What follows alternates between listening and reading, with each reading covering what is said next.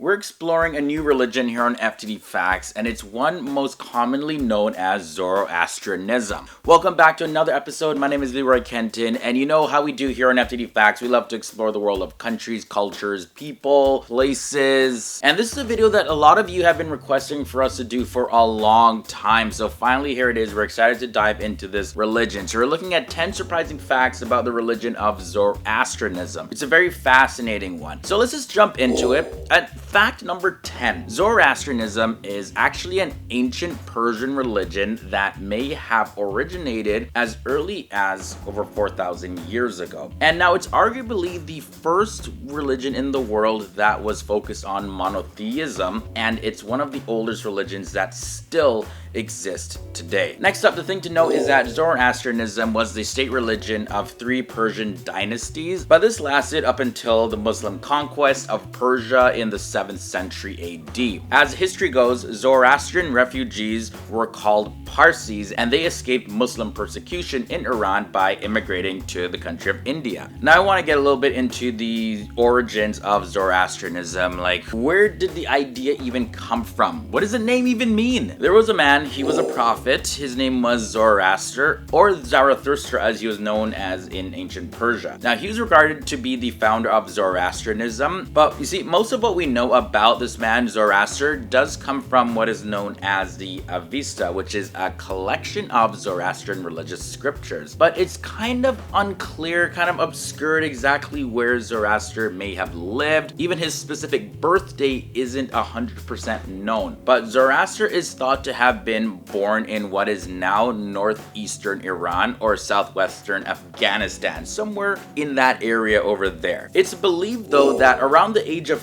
30 years old, Zoroaster had a divine vision, and this happened while he was bathing in the river during a pagan purification ritual. On the bank of the river, he saw this very shining and glowing being that was made of light, and this being revealed himself to Zoroaster as Vohu Mana, meaning good mind. Now, Vohu Mana led Zoroaster to the presence of Ahura Mazda, the name for God in Zoroastrianism. But not only was Zoroaster led to Ahura Mazda, but was also led to 5 other shining beings, and those are known as Amisha Pentas, and that term means holy immortal. And these visions were mind-blowing to him. So of course, with every vision, he asked a lot of questions. And the answers that Zoroaster received served as the foundation of the Zoroastrian religion. So fact number 6, let's talk a little bit about Ahura Mazda, the creator of the universe. Now, Ahura Mazda is, according to Zoroastrianism,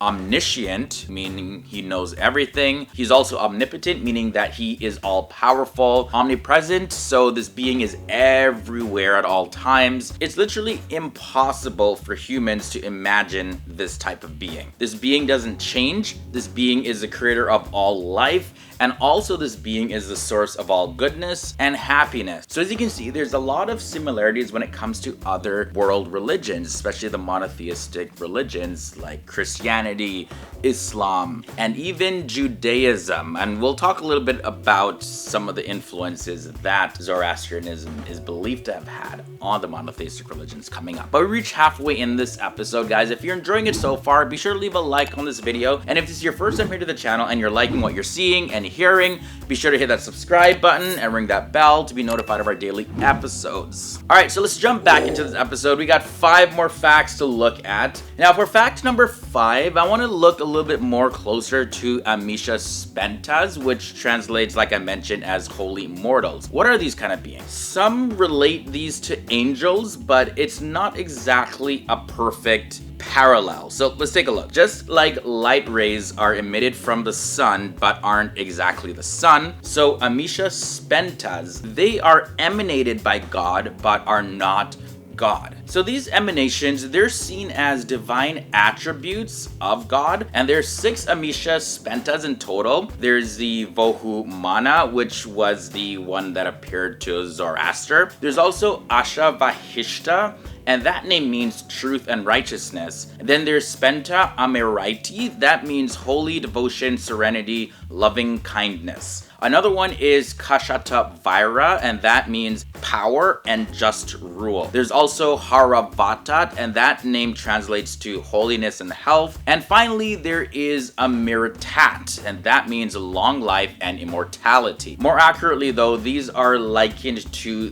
being like archangels in the religions of Christianity and Islam. But again though, like I mentioned, it's not a 100% accurate parallel. But moving on now to fact number 4, in Zoroastrianism, Ahura Mazda, the name for God, has an adversary called Angra Manyu, and that means destructive spirit. Again, we see another similarity here with this destructive spirit who is the enemy of God, very similar to the popular monotheistic Abrahamic religions, Christianity, Islam, and Judaism, when we look at the evil being Satan or the devil or Lucifer in some traditions. So what is Angra Manyu all about anyways? Well, pretty much what you would think. He's the originator of death and everything that is evil in the entire world. Ahura Mazda, who is completely perfect, lives up in heaven, whereas Angra Manyu lives in hell. So when a person ends up passing away, they will go to heaven or hell depending on their deeds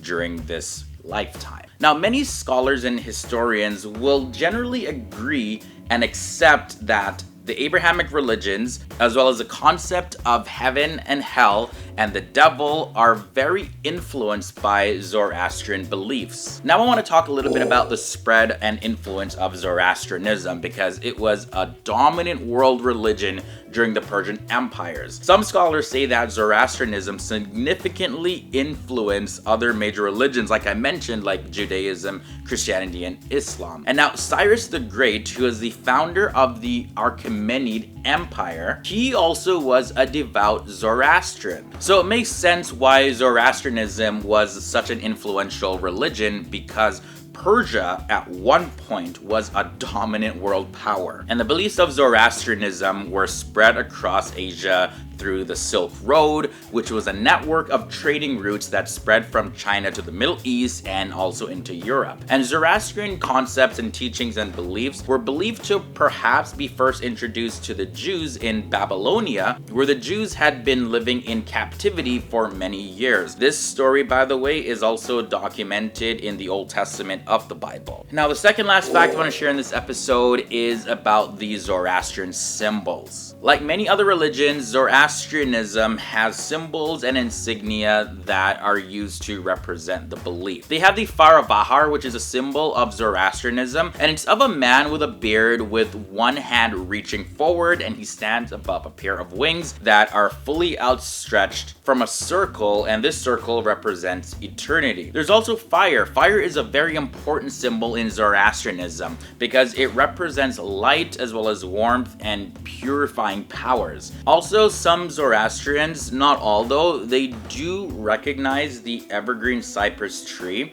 and they view that as a symbol of eternal life. So yes, you'll see these symbols quite often when it comes to Zoroastrianism. And the final fact I want to share in this episode is that Zoroastrianism also has had influences in modern day. Now, did you know that the Zoroastrian god Ahura Mazda was what the name for the Japanese automaker Mazda Motor Corporation was based on? So everybody driving a Mazda, yeah, that right there was influenced by Zoroastrianism. When they initially decided to use this name, the company really hoped that any association with the god of light would actually brighten the image of their first vehicles. Also, on top of that, American novelist George R.R. Martin, who was the creator of the series A Song of Ice and Fire, which later became adapted into the HBO series Game of Thrones, he actually developed the entire legend of Azor Ahai from Zoroastrianism. So we see that Zoroastrianism did have some influence in pop culture. There's a whole lot more, but I'll just end it right there for this episode. This was a look at 10 surprising and interesting facts about Zoroastrianism. Really hope you guys learned something new. Very fascinating religion. Again, there's a lot of debate whether or not it is exactly the